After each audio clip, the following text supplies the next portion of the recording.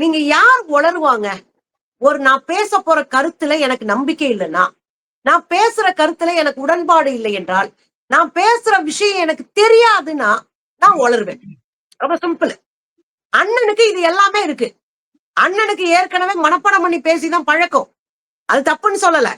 ஆனா நீங்க வர்றதுக்கு முன்னாடி எவ்வளவு தட்டேந்தியா கையில 2 பேப்பரை வச்சுட்டு அசால்ட்டா ஒரு கூட்டம் வரும், அவங்கள சமாளிச்சுக்கலாம்னு நினைச்சுக்கிட்டு, மோகனூர்ன்றது மேகனூர். எனக்கு மேகனூர் கூட பரவாயில்லன்றேன். சரிங்க, அவர் தெரியாத ஒரு இடம், அத வந்து மேகனூர்னு கூட அவர் புரிஞ்சுக்குவாரு. சென்னை மாகாணத்தை சொன்னாரு பாருங்க. எனக்கு ரொம்ப சென்னை சென்னை மாகாணம் மாகாணம். நீங்க சென்னை மாகாணம்ன்றது எவ்வளவு பெரிய வரலாற்று சொல்லுங்க. சென்னை மாகாணத்தை மாற்றி தானங்க தமிழ்நாடுன்னு பேர் வச்சோம். தமிழ்நாடுன்னு பேர் வைக்கிறதுக்கு பேரறிஞர் அண்ணாவினுடைய வேலை எவ்வளவு. நீங்க வேன்ல 2 பக்கம் ஒட்ட வச்சிருக்கிற படத்துல அண்ணா படம் இருக்குல்ல, அவர் வந்து அடிக்கடி சொல்ற ஒரு சொல் எது அப்படின்னா, நம்ம வார்த்தை கூட சொல்ல மாட்டோம், நம்ம கரெக்டா இருக்கும். அவர் அடிக்கடி சொல்ற சொல் என்ன? சென்னை மாகாணம்.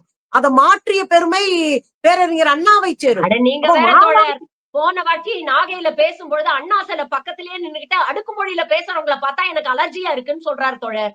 அப்ப அவருக்கு அண்ணாவை பத்தி என்ன புரிதல் இருக்கு அப்படிங்கறதே வந்து ஒரு பெரிய கேள்விக்குறி தானே. இவரே தற்கொலையா தான் இருக்கிறாரு. அவருக்கு வந்து அரசியலும் தெரியல, வரலாறும் தெரியல, அது பற்றிய புரிதலும் இல்ல, அதை உள்வாங்கவும் இல்ல. இவெல்லாம் வந்து மேடையில பேசலன்னு யார் அழுதா அப்படிங்கிற ஒரு கேள்வியை கேட்கணும்னு தோணுது. உண்மையிலேயே அப்படிதான் இருக்கு. உண்மைதான் தோழர். அண்ணனுக்கு பாவம் அவர் எதுவுமே தெரியாது தோழர். கூட்டு வந்து இந்த ஆட்டை வந்து பலியிடுறது கூட்டு வருவாங்க தெரியுமா, மஞ்சள் தண்ணியை ஊத்தியே, அது மாதிரி கூட்டு வந்து நிக்க வச்சுட்டு அவரை வச்சு ஒரு கூட்டம் சம்பாதிக்கிறதுக்கு முயற்சி பண்ணிட்டு இருக்கு தோழர். இங்க அதுதான் யதார்த்தம். 2வது விஷயம், அண்ணனுக்கு அரசியல் தெளிவு இருக்கா? சுத்தமா இல்ல, ஜீரோ. அண்ணன் மட்டும்தான் வளருவாரா? கட்சியில இருக்கிற எல்லாரும் வளர்றானுங்க. இப்ப என்ன பிரச்சனைனா, அண்ணன் புஷி ஆனந்த் பேசுறதெல்லாம் கேட்டோம்னா வேற லெவல் வளரும்.